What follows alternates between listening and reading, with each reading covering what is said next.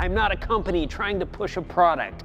I am not a politician trying to get votes. I am a 26-year-old farmer who is both financially and mentally committed to seeing the well-being of my family's heritage succeed. He has over 600,000 subscribers, 250 million views, and a channel that people genuinely love. But here's what almost nobody talks about. Cole the Cornstar built his entire career on the back of a family that was about to fall apart. And the moment the cameras started rolling, a new set of problems began that had nothing to do with farming. Before the sponsorship deals, before Daddy Cornstar became a fan favorite, and before the viral videos, there was a grieving father who had already decided to quit, and a son who picked up a camera not to get famous, but because he was running out of other options. My family has so much blood, sweat, and tears invested into this project that we wanted to make sure that it was done with an experienced hand guiding everything along. The farm that almost didn't survive. Here's something the feel-good farming channel narrative leaves out. Cole didn't start this thing from a place of passion. He started it from a place of desperation. In the middle of 2018, Cole's grandfather passed away, the man who had built the foundation of Cornstar Farms. The same man Cole said he watched work hard every single day of his life, sacrificing everything just to throw it back into the land. Gone. And not long after the funeral, the weight of that loss landed hard on Cole's father, Dale, what the internet now affectionately calls Daddy Cornstar. Dale had just lost his dad. He was now the oldest generation standing on a farm that stretched across 1,700 acres of central Iowa. And by his own admission, he didn't want it anymore. He was ready to hang it all up. 4 generations of work, his grandfather's sweat, his father's sacrifice, and Dale was sitting in a tractor cab with the engine off, staring at fields he no longer had any desire to plant. Now, think about what that actually means. When a farm family walks away from land like that, the land doesn't stay empty and wait for them to change their minds. Someone else buys it. Someone else plants it. And 100 years of family history quietly becomes someone else's story. Cole was at the University of Northern Iowa at the time, studying finance, driving back on weekends. He and his younger brother Cooper could both see that their dad was going through the motions. The grief on a farm doesn't look like what you'd expect. It's not dramatic. It looks like a man who used to tell jokes at breakfast, sitting silent over his coffee. It looks like equipment getting behind on maintenance. It looks like conversations that just stop happening. That's where Cole the Cornstar actually begins. Not with a guy who had a dream of being a YouTube farmer, with a son who was watching his family's legacy slip away and didn't know what else to do. He uploaded his first video on October 1st, 2018, just months after his grandfather's death. The idea wasn't built around a content strategy. It came from a late-night conversation with friends, a channel name brainstormed at 11:30 at night, and the realization that even his classmates in Iowa had no idea what farmers actually did day to day. But something unexpected happened almost immediately. Dale started watching the videos. Not just watching, he started reading every single comment. Strangers from around the world were writing things like, "I had no idea farmers went through this." For the first time since the funeral, Dale had something to talk about at breakfast again. He started showing up in the videos. A viewer called him Daddy Cornstar, and the name stuck. In a 2021 interview, Dale said the channel lightened him up and made him start thinking about the joyful things again. What he didn't say, what the cheerful comment sections never mention, is just how close the farm came to being sold before a single video ever went live. The channel didn't save Cole's career. It saved 4 generations of work. And Cole was 21 years old when he made that call, what 6 videos a week actually costs a person. Most people watch the Cornstar channel and see a fun, hard-working young farmer who figured out YouTube. What they don't see is what the schedule was actually doing to him behind the scenes. At his peak upload rate, Cole was posting 6 videos a week. not as a short-term push, for 2 straight years, 2021 and 2022. He's talked about it himself. He was sleeping 3 to 4 hours a night and had, in his own words, absolutely no time for anything other than work. Now, do the actual math on that. A farm operation that covers 1,700 acres doesn't slow down because you have an upload schedule. When corn needs harvesting, you harvest. When equipment breaks at 10 at night, you fix it at 10 at night. Cole was already working 16-hour days on the farm before he sat down to edit, build thumbnails, write descriptions, respond to comments, and do it all again the next day. That leaves 3 hours for everything: sleep, eating, any kind of human relationship. And here's what makes it even harder to process. The farm work and the YouTube work weren't 2 separate things he could split his attention between. They were the same work done simultaneously. Every task on the farm took longer because he was also capturing footage. Every moment required more mental bandwidth because part of his brain was always asking, "How do I turn this into a video?" What nobody from the outside understood was that this wasn't a creative outlet Cole got to enjoy on top of his regular life. It was a second full-time job layered on top of an already physically brutal first one, and the second job never clocked out. His editing setup in those early years wasn't some professional studio. It was whatever laptop he could prop open after hours of physical labor, hands still rough from equipment handles, eyes burning. That's the version of the story that doesn't make it into the thumbnail. Cole has since talked about pulling back. By 2023, the pace had become unsustainable, and he eventually settled into a Tuesday, Thursday, Saturday schedule. He described it as a pretty good cadence. He also described it as still being super demanding. The channel did start generating real income during this period, and that income did things for the farm that wouldn't have been possible otherwise. New equipment, better operations, a financial buffer the family had never had before. Cole has been open about the fact that when he and his brother Cooper were growing up, his grandfather supplemented the farm income with a grave-digging business, and his father supplemented it with a wind turbine lease. There was nothing left for Cole and Cooper's generation. YouTube became that supplement. So the grind wasn't pointless, but the price was every single hour that could have gone toward rest, health, or anything resembling a life outside of corn and soybeans, and upload schedules for someone in their early 20s. The $1 million disaster nobody warned him about. If you want to understand where Cole's reputation took its first major hit, you need to understand grain storage, because most people watching from the outside completely missed why this was such a big deal.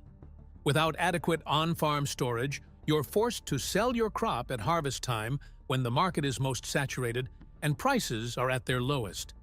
Building your own bin site gives you the ability to hold grain and sell when conditions are better.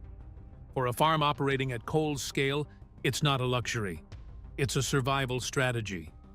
So when Cole decided to build a new bin site, a project that climbed past $1 million in concrete, steel, and equipment, it made financial sense on paper. Then the project started falling apart. Construction problems mounted. Work that was supposed to be done correctly wasn't. Structural concerns emerged. Quality failures piled up, and the bills kept coming regardless of whether the work was acceptable. Cole was watching $1 million investment turn into a problem he couldn't fix by working harder. And then he made a decision that, looking back, he likely wishes had gone differently. He asked his audience for financial help. To understand why he did it, you have to understand the kind of community Cole had built.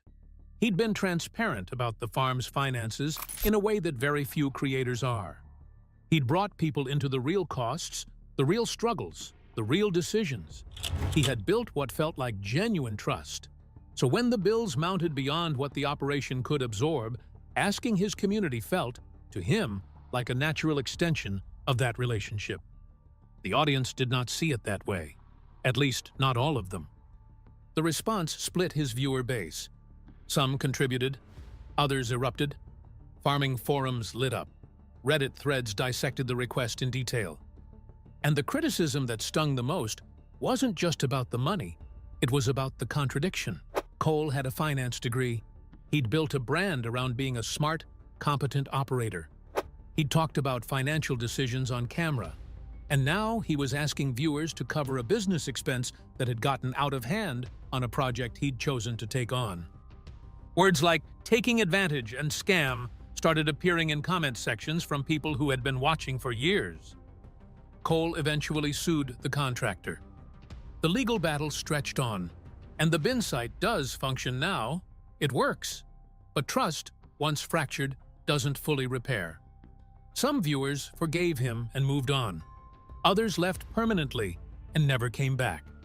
And a portion of the audience that stayed began watching through a different lens, one with a little more skepticism built into it. What made it worse was the visibility. This wasn't a private business failure Cole could process quietly and fix. It was documented. His father saw strangers calling his son a fraud. His brother read the comments. The whole family was exposed to it because the whole family had been brought into the channel. That's the part that never makes the highlight reel. The hidden cost of farming and filming at the same time. Even without the bin site controversy, there's a pressure built into what Cole does that most viewers never stop to think about. And it's one of the more quietly troubling parts of this whole story. When your farm is genuinely struggling, you still have to make it into content. Cole has documented flooding that buried his fields, weed infestations so bad equipment couldn't operate properly, diseased crops spreading through fields that looked healthy from a distance. He even made a video titled, "My Farm is Dying." And that wasn't clickbait. It was exactly what it said. He walked through fields where disease was working through the plants from the inside, and there was almost nothing to be done except watch, calculate the losses, and revise income projections downward. And in 2024, Cole made a video that didn't get nearly enough attention outside of farming circles. He projected that his farm would lose $523,000 that year. Not theoretically, not as a worst-case scenario, as the actual projected number run through the same finance background he'd built his reputation on. That's a $500,000 loss, publicly announced to 600,000 people, documented on a channel his whole family appears in, while he's also managing a lawsuit, running a farm, raising 2 kids, and still uploading multiple times a week.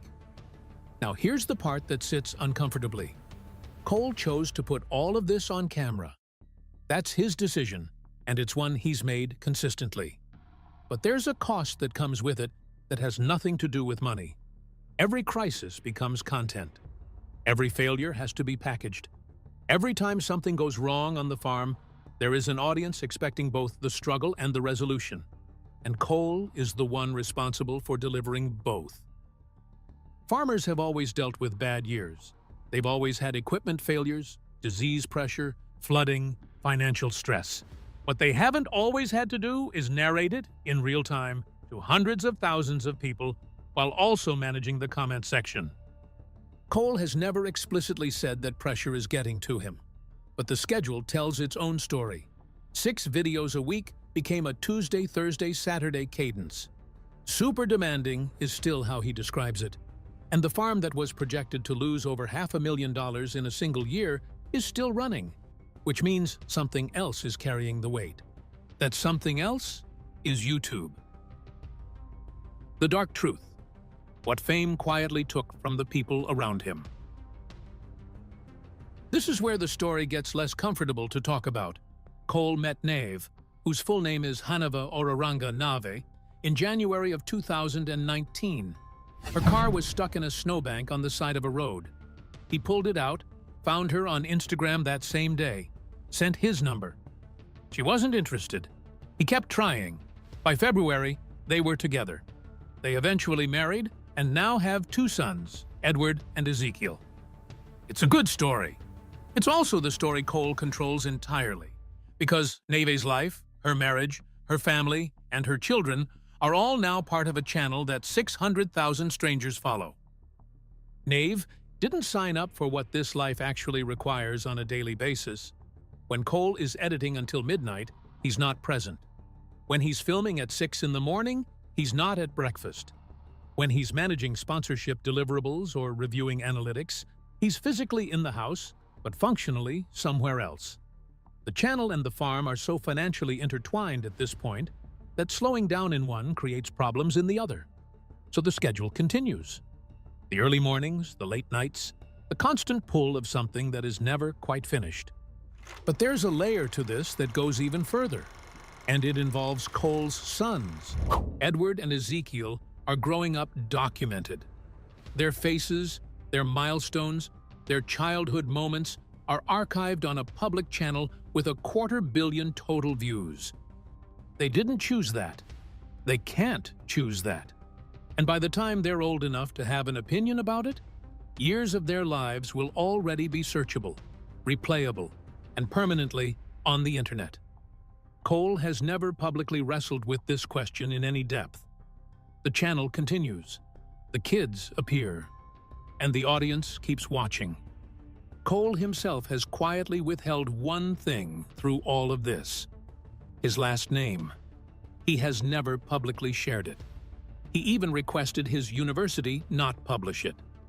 His father and brother have done the same. The entire family operates under a deliberate layer of anonymity, maintaining the Cornstar name as a kind of shield between the audience and their real identities. Think about what that tells you. The man who has put 6 years of his family's life on camera, who has documented grief and financial failure and personal struggle, who has built a brand entirely on radical transparency, that same man won't tell you his last name because he knows, better than anyone, exactly what this audience actually has access to, and he's trying to hold one line. What the numbers don't measure. 634,000 subscribers, 254 million views, nearly 1,000 videos since October of 2018, an estimated annual income from the channel alone of around $100,000, supplementing a farming operation that, in its worst recent year, was projected to lose over $500,000. Those are the numbers people talk about when they talk about Cole the Cornstar's rise. Here are the numbers nobody mentions. 3 to 4 hours of sleep a night for 2 straight years. A $1 million construction project that went sideways, triggered a lawsuit, and fractured the trust of a portion of his audience permanently. A farming loss projection in the hundreds of thousands, announced publicly while still maintaining a content schedule. 2 children growing up with their childhoods documented and archived. A wife who stepped into a life that never really stops. And a man who has deliberately hidden his own last name from the same audience he invites into nearly every other corner of his life. Cole's story gets told as a success story because it has the surface markers of one. He didn't quit. The farm didn't fold. The channel grew. His dad found a reason to keep going. By those measures, it worked. But the dark truth behind Cole the Cornstar's rise is that there was no clean separation between what the channel needed and what it cost. The content required the struggle. The struggle was real. And the only way to keep the content alive was to keep feeding it. More hours, more transparency, more of the family, more of the failures, more of the moments that in any other life would have stayed private. He started filming in 2018, thinking, in his own words, that maybe 1,000 people would watch. Now 600,000 people are watching. His sons will grow up in that. His wife lives inside it. His father became a fan favorite because he almost quit, and the right person happened to have a camera. Cole has never said on camera that the trade wasn't worth it. He can't undo it now, even if he wanted to. But the question that this channel, all 900 and something videos of it, quietly raises and never quite answers is a simple one. What does it actually cost to make your whole life the content? Cole is still paying that bill, and based on the upload schedule, he'll be paying for it for a long time to come. What are your thoughts about the truths behind Cole the Cornstar's rise to fame? Share with us in the comments below. If you enjoyed this video, be sure to like and subscribe to our channel. For more interesting stories like this, be sure to click on the next video that pops up on your screen. You never know what you'll discover next.